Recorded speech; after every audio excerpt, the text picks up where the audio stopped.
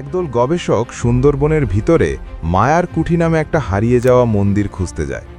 স্থানীয়দের মতে ওই জায়গায় নাকি দেবতার অভিশাপ আছে, যে সেখানে রাত কাটায় সে ফিরে আসে অন্য কেউ হয়ে।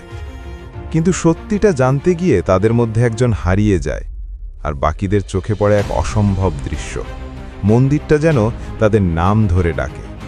আপনারা শুনছেন গ্রাম বাংলা স্টোরি টেলিং, সাথে আছে আমি সাকিব।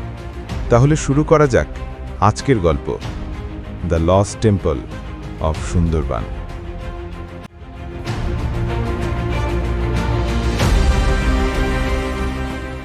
সুন্দরবনের গভীর জঙ্গল, যেখানে গাছেরা একে অপরের সাথে গোপন কথা বলে আর নদীর জল যেন পুরনো কোনো অভিশাপ বয়ে বেড়ায়।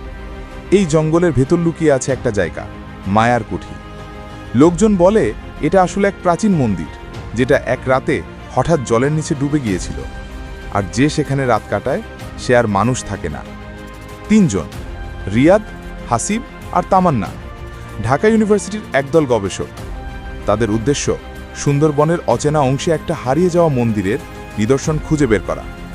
নৌকায় বসে তারা এগোচ্ছে নদীর ভেতর দিকে, চারপাশে শুধু গাছ আর ঘন কুয়াশা। রিয়াদ জিজ্ঞেস করল, তোর জিপিএস ঠিক আছে তো হাসিব?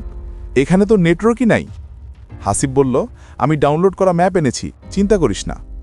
তামান্না ধীরে বলল, আমার দাদু বলতো এই এলাকায় কেউ গেলে ফিরে আসে না।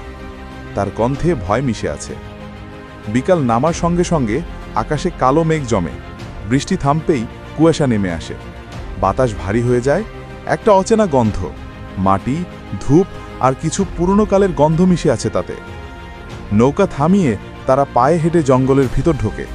পথে মরা গাছ, নদীর পাশে অর্ধডোবা মাটির কাঠামো, যার গায়ে পুরনো খোদাই করা অক্ষর। তামান্না দেয়ালে হাত বুলিয়ে বলে, এই গাছগুলোর গায়ে ছাইয়ের দাগ দেখছ? মনে হয় কেউ এখানে পুজো দিত। রিয়াদ একটু থেমে বলে, বাতাসটা অন্যরকম লাগছে। অল্প দূরেই তারা দেখতে পেল একটা জায়গা, যেখানে চারপাশে কুয়াশায় ঢাকা, আর মাঝখানে দাঁড়িয়ে আছে একটা ভাঙা মন্দির। দেয়ালে অদ্ভুত সব চিহ্ন, আর মূর্তির চোখে যেন আলো জ্বলছে। হঠাৎ দূরে ঘণ্টার শব্দ ভেসে আসে।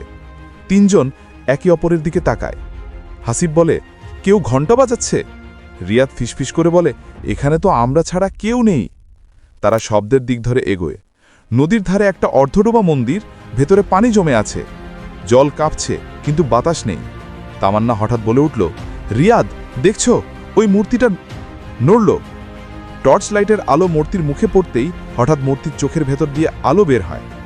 পানির নিচ থেকে ধীরে ধীরে ভেসে ওঠে একটা ছায়া, মানুষের মতো, কিন্তু মুখে কোনো চামড়া নেই, শুধু ভেজা হাড়।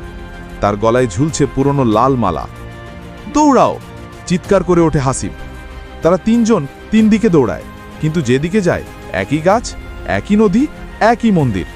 মনে হয় তারা এক অদৃশ্য বৃত্তের ভেতর ঘুরছে। আকাশের বজ্রপাত আলোকিত করে এক মুহূর্তের জন্য। তারা দেখে মন্দিরের সামনে শত শত ছায়া দাঁড়িয়ে আছে। সবাই একই রকম, ভেজা, মৃত চোখ, মুখে কোনো শব্দ নেই, শুধু নিঃশ্বাসের আওয়াজ। তামান্না কেঁপে কেঁপে বলে, এরা কারা? রিয়াদ জবাব দিতে পারে না, শুধু হাসিবকে খুঁজে চেয়ে চেয়ে বলে, হাসিব কোথায়? ভোরের দিকে কোনোভাবে তারা নৌকায় ফিরে আসে। জল শুকনো, আকাশ ফ্যাকাশে। রিয়াদ আর তামান্না নিরাপদে ফিরে আসে, কিন্তু হাসিব আর নেই। জঙ্গল নিঃশব্দ হয়ে যায়, যেন কিছুই ঘটেনি। কয়েকদিন পর তারা ফের আসে একই এলাকায়, পুলিশের সাথে। কেউ হাসিবকে খুঁজে পায় না। পঞ্চম দিনে নদীর ঘাটে একটা মৃতদেহ ভেসে ওঠে। চেহারাটা হাসিবের মতো, কিন্তু তার মুখে বয়সের ছাপ, যেন 50 বছর কেটে গেছে। তামান্না ক্যামেরার সামনে বসে বলে, এই ভিডিওটা আমরা ফেরার পর করছি। ওর মুখটা হাসিবের মতো, কিন্তু অসম্ভব পুরনো লাগছে। হয়তো মন্দিরটা সময়ের বাইরের জায়গা।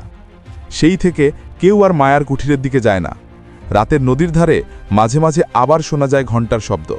কুয়াশার ভেতর ফিসফিস কণ্ঠে কেউ বলে, ফিরে যা, নইলে তুমিও থাকবে এখানে চিরকাল। ভোর হলে সবকিছু চুপচাপ হয়ে যায়। শুধু নদীর ঢেউয়ের সঙ্গে মিশে যায় সেই ঘণ্টার মৃদু শব্দ, যা আজও মনে করিয়ে দেয় সুন্দরবনের জঙ্গলে কিছু রহস্য কখনো ঘুমায় না।